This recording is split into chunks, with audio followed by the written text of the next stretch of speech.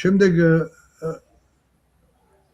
საბჭოთა კავშირში დაიწყო მოსკოვის ხელისუფლებამ მოკლედ მუშაობა იმაზე, რომ გამოეცხადებინათ საბჭოთა კავშირში შემავალი რესპუბლიკების ახალი გაერთიანება, ანუ არა საბჭოთა კავშირი, არამედ დამოუკიდებელ რესპუბლიკათა გაერთიანება და ამ თემაზე გადაწყვიტეს რეფერენდუმის ჩატარება.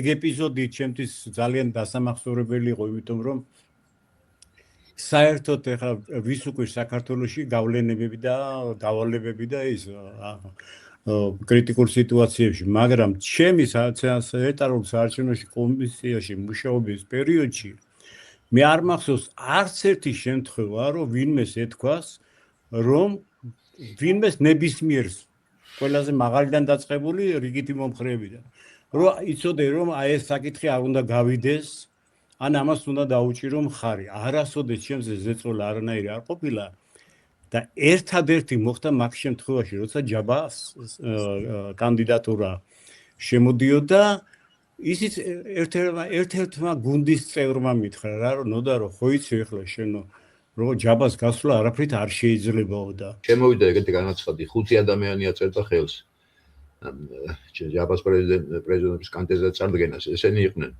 აკაკი ბაქრაძე, ნოდარ ნათაძე, ნიკო ჭავჭავაძე, კიდე ის ორს ვეღარ ვიხსენებ.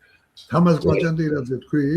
ლალი ჯავახშვილი იყო და ეს 4 და კვაჭანტირაძე იყო მეხუთე, ხო?